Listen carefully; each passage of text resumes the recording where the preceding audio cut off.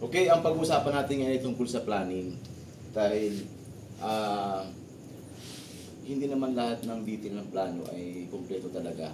Kasi yung mga binibigay sa atin ng mga FCD, sa mga designer. So, kung kumpleto man yung detail, minsan talaga may mga nagiging conflict. So, ang gagawin natin sa planning, umpisa sa pundasyon. Kung ano yung mga dapat anticipate o i-double check, para makapag construct tayo sa operation na siguradong wala ng conflict o planchado na yung plano natin. Para pagdating sa site, ay sigurado ng walang conflict, maayos na natin magagawa tuloy-tuloy.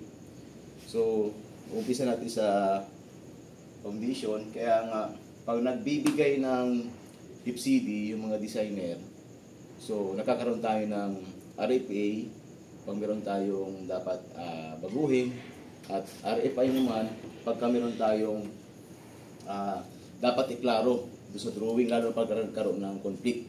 Okay, so sa foundation ang start natin, dahil naman tayo nag-i-start eh. So, sa foundation, unahin natin yung kulong puting. Yan. So, ang pinaka-critical sa kulong puting, yung depth o yung lalim ng pundasyon ng puting. So, usually kasi sa mga plano, ang naka-reflect lang doon ay yung typical detail, parang ganito siya. Yan. Nakalagay dyan, minimum 3,000 mm. Galing sa NGL, papunta doon sa bottom ng kulong puting.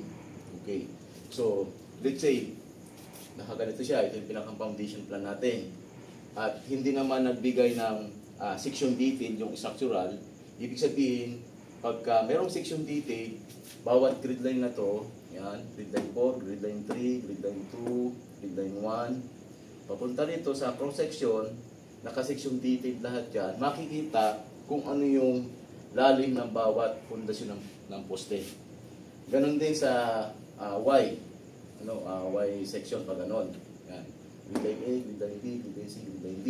So usually, walang binibigay yung designer na ganong section.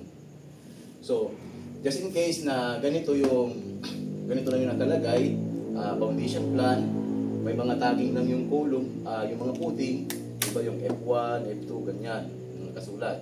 F1, F1, F2, F3.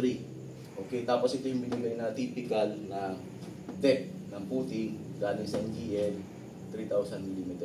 So ngayon, ang gagawin natin dyan, kailangan natin tayo na ang mag-section ng bawat grid line, kung ilan yung magiging lalim ng pundasyon. Kasi marami natin ina-anticipate dyan. Kamukha nito yung, for example, dito sa tangke. So, kailangan natin malaman kung ano ba yung detalye, yung pinakang lalim ng tangke na naandito. Kasi, possible, maapektuhan nyo itong mga malapit sa kanya na kulong puting. Okay?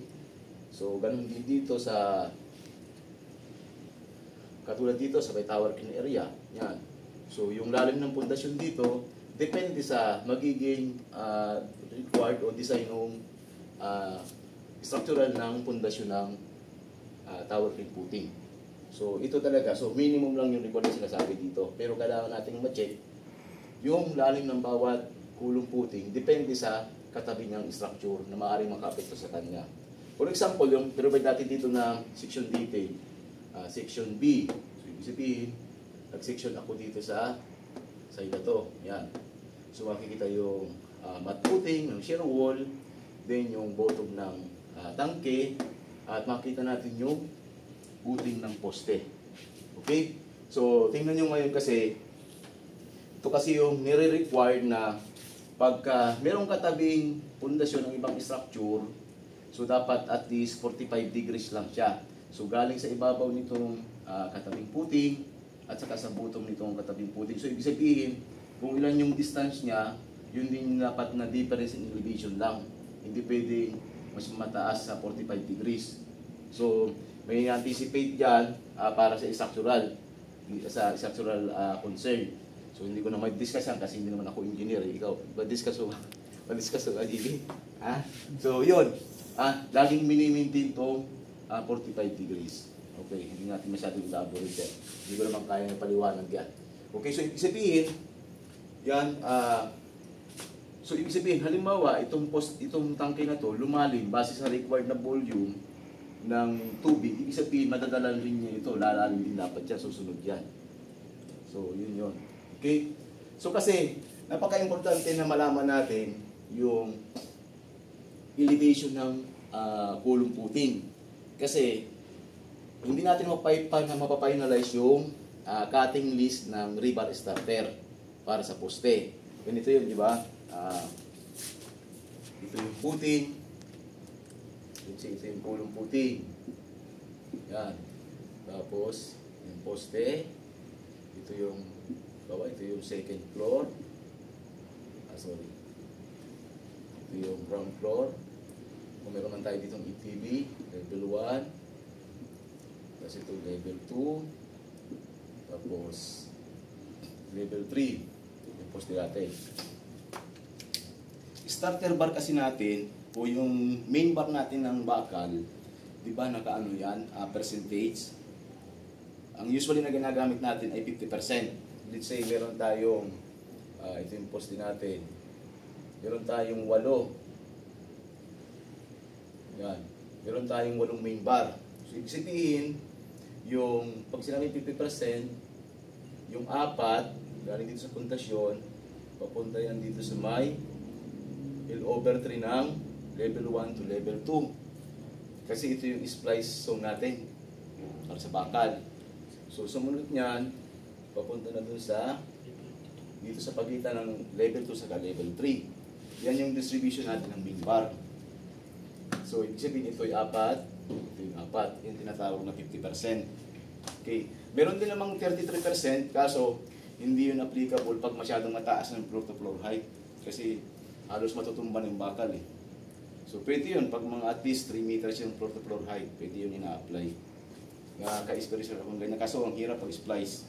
Saka masyadong mataas. Okay? So, ibig sabihin, yung haba nitong starter bar na to, hindi ito mapapinalize pag hindi pa nakaklaro yung magiging specific na dapat na depth ng kulong puting na ang pagbabasihan naman niya ay lahat ng mga structure na naandun sa maaaring makapito sa kanya. Okay, so, kaya ang nangyayari, pagka nakaka-cutting list tayo, ang sigurado ng okay ng cutting list mo, simula sa level 2 pataas. Pero yung starter bar, hindi yan napafinalize hanggat hindi na approve o nakukonfirm ng designer kung okay sa kanila yung makukuha nating kulong puting depth o elevation base dun sa ating chinik natin yung plano nila o inayos natin yung plano nila. Okay? So, napaka-importante nung depth ng kulong puting. Okay? Meron pa bang question dito? May tanong kayo? Okay? Klaro tayo. Yun yung sa depth ng kulong puting. Next natin, ito, kung wala na kayong question, itong shear wall naman, puting. So, yung palatangin ng kulong puting, consider yung isolated puting, tama. Ito naman, shear wall puting, automatic yan, mat puting yan, malaki yan, tama. So, ito yan. Ito sa foundation pa natin, ito yung mat puting natin, yung linya na yan. Okay? So, ito naman, yung depth pa rin yung concern dito. Kasi, ganito kasi yan. Ito yung section natin na section A. Ito yan, section natin. Okay. Usually kasi, ang dapat natin i-anticipate dito sa shear wall puting, sa architectural plan kasi, makikita natin, mayroong pinapakitang section dito yung architect. Let's say may nakalagay dito na 1.5 meter. Galing sa finish floor. Yan. Ng ground floor, papunta dito sa elevator sampit. Let's say 1.5. So, ito, nakadrawing sa architectural section. Pero kailangan natin i-double check mismo dun sa elevator plan. Kasi yung elevator plan,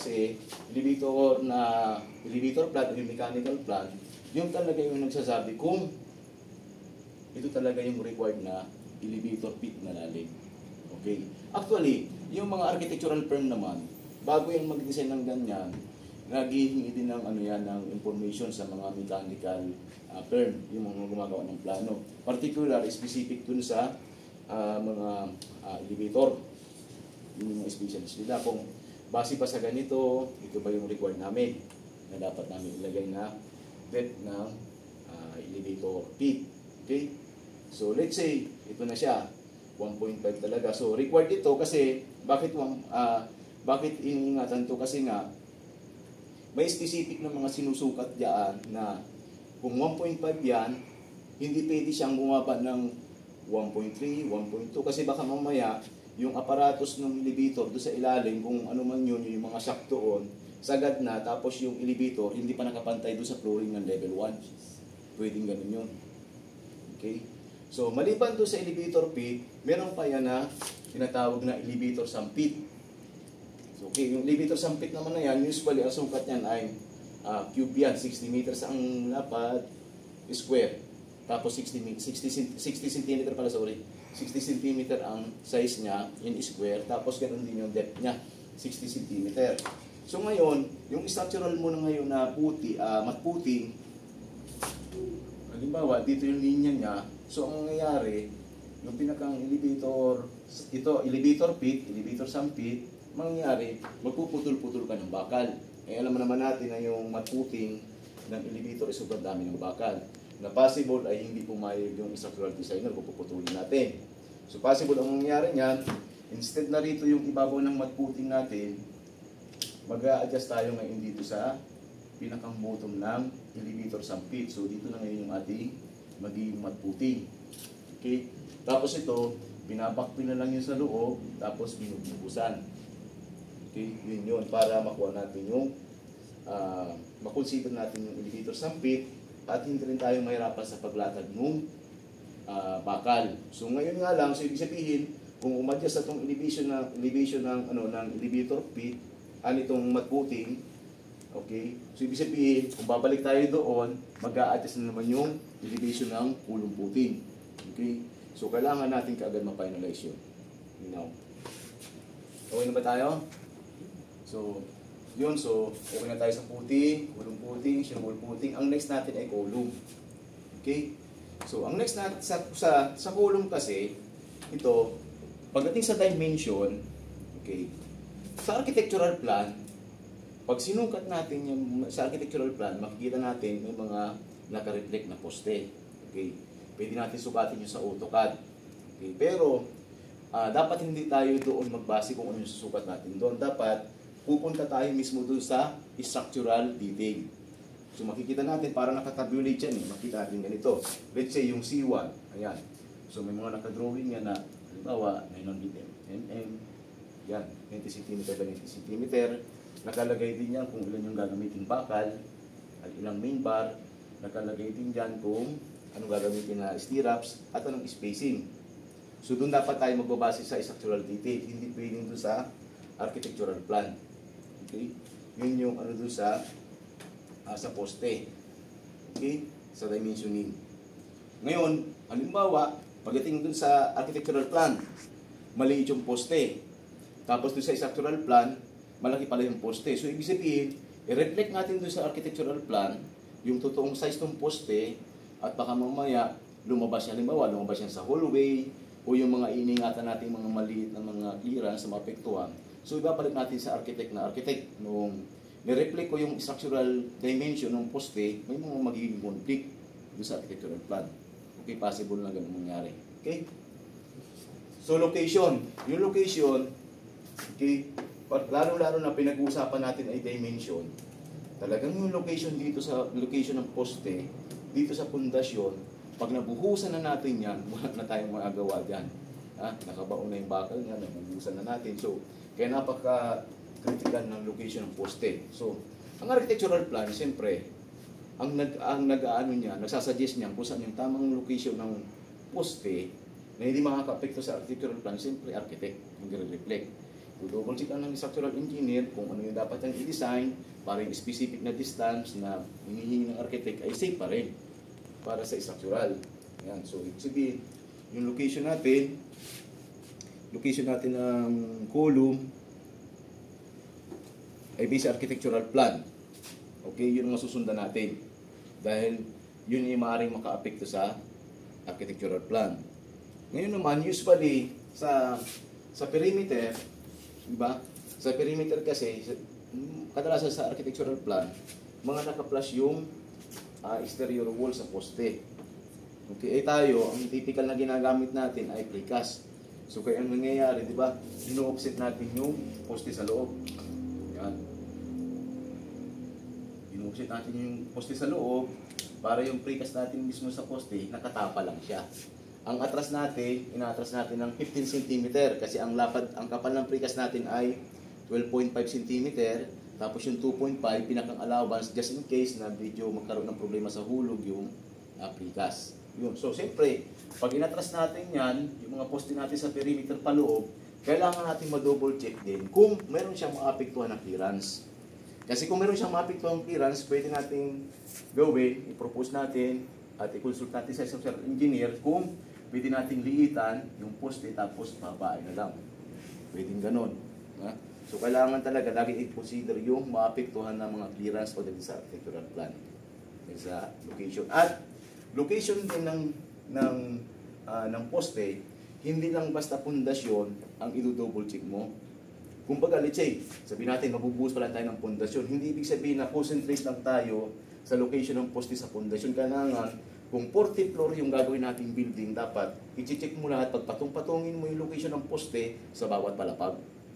Okay? Para ma-double check, masisigurado mo na, walang maapekto sa ibabaw. Kasi possible na pagdating ng ilang palapag, apektado. Kasi meron din naman na nagti-terminate yung poste. Yung termination ng poste, makikita natin yan sa tabulated detail ng column. Okay? Meron din naman, minsan nag-u-offset. Minsan naman, may planted column. So, kailangan natin i-consider yung ibabaw. Hindi lang basta sa pundasyon tayo nakatutog pagdating sa location ng poste. Minaw? Yan. Shear wall. Okay. So, shear wall, ang critical dito sa shear wall yung dimension. Ito yan. Ito yung pinakang opening. Yan. Para sa elevator. Let's say, meron dalawang elevator dyan. Yan. Okay. So, gaya na sinabi ko kanina, initially, kaya nagbibigay ng dimension ang architect ng ganyan. Let's say, ito yung drawing ko ito. Yan. Okay. Let's say, may lagay dito yung architect na sukat, 2 meters by 4 meters. Yan. So, kaya siya nakapagbigay ng ganyang sukat, siyempre, naghihingi din siya ng informasyon, yung sinasabi ko nga dun sa mga elevator specialist. Okay, itong building na nagatayo, ganito, ganito yung mga possible na occupant, yung mga titira. So, depende sa dami ng titira, siyempre, dun magbibigay ng idea yung elevator specialist. Okay, ganito yung gamitin natin sa size ng elevator. 2 karo, tapos ganito kilaki. Kaya nagka-come up yung architect, yung sa architecture kung ilan yung dimension ng dapat sa tanong nitong elevator or yung opening. Okay? Pero siyempre, i-double check natin pa rin dun sa elevator plan.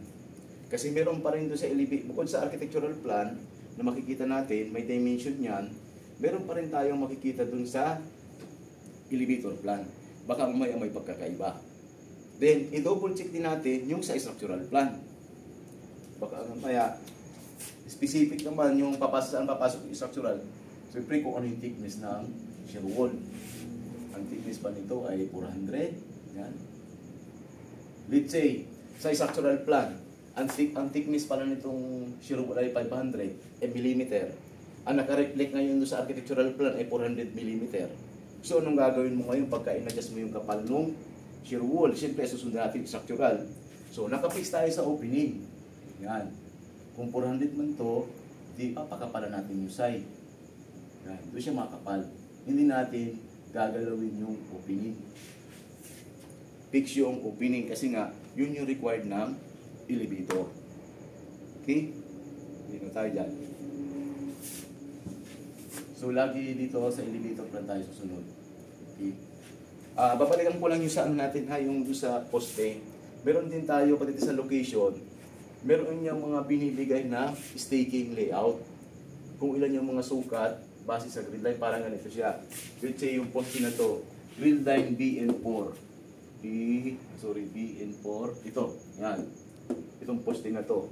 Nakalagay dito sa grid line B, let's say 900 mm yung sukat niya. So dito, yung grid line, 300 dito sa left, 600 dito.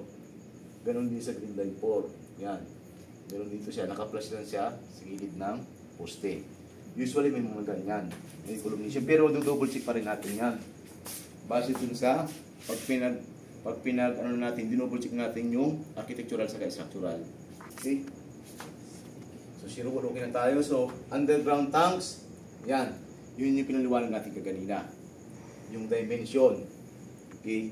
So, yung tangke, ang partisipasyon diyan ng arkitekto sa tangke, yung location kung saan dapat niya ilagay yung tangke. Okay? Pero yung volume, kung ilan yung required, yung dimension mismo ng tangke para makuha kung ilan yung required volume sa master plumber yon. Ngayon siyempre, kung ilan naman yung kapal ng wall na gagamitin sa structural engineer yon. So, ibig sabihin, kung i-check mo rito, may naka-reflect dito na plano sa architectural plan, okay, kailangan pumunta ka dun sa plumbing plan kung ilan talaga yung required na dimension. Okay, width at saka length pa lang yung pinag-usapan natin. So, kailangan din natin ma-check yung depth para sa volume at i-consider din natin yung outlet kasi yung outlet kasi yun yung pinakamababang portion, ibig sabihin yun yung magiging basihan mo sa height. Okay, para makumpute mo yung volume. Okay, just in case ngayon sinundan mo yung drawing dito do sa architectural plan, okay, kulang sa dimension. Okay, so kung kulang sa dimension yan at alanganin ka munang palakihin pa yung tangke, no choice ka kundi magdagdag ka sa lalim. Okay? Para makuha mo lang yung required na volume. So ngayon, meron usually din niya sa architectural plan, may makita kang section, yan. So try mo rin subatin ilan yung kapal ng wall. Let's say nakalagay doon 300 lang. Okay, punta ka ulit ngayon sa structural plan. Sa structural plan pala nakalagay 50 cm ang kapal ng wall. Sa architectural 300 lang.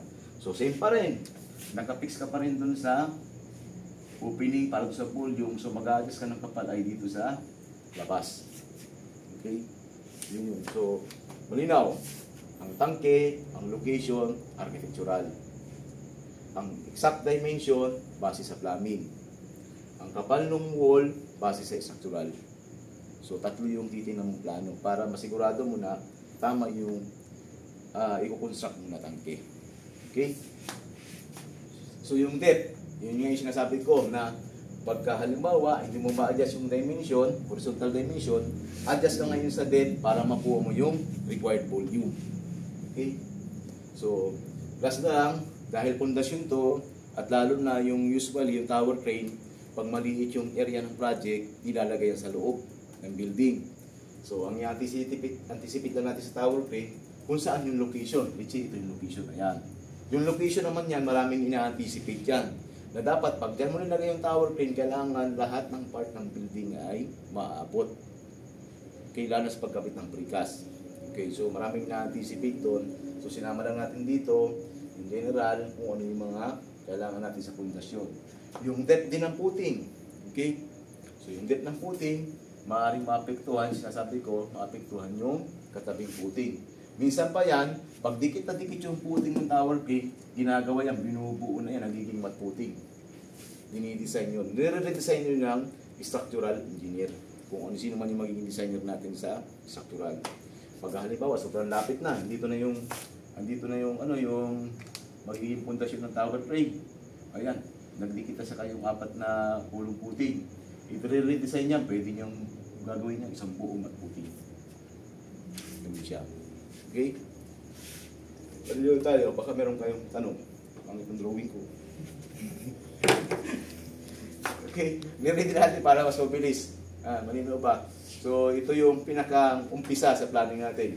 Foundation muna, tapos susunod natin ay yung level 1. Pagkatapos ng level 1, yung typical na suspended slab, simula second floor, pataas. Then, pang-apat, yung roof deck, ano yung ina-anticipate sa ibabaw para mabuo yung building ng nasa tama. Ayan. So, napaka-importante ng planning kasi ang ganda kasing gumalaw sa project. Pagka alam mong planchado yung plano, wala na magiging conflict. Lahat naaral mo na. Yung mahirap kasi yung naandun ka na sa site, bubuhos ka na lang, o kaya nagpuporma ka, ay mali pala, maling elevation, ganyan. So, importante ito sa operation na kailangan sure mo lahat yung mga gagawin natin sa site na naklaro na at meron ng confirmation ng mga designer. Okay? Yun lang.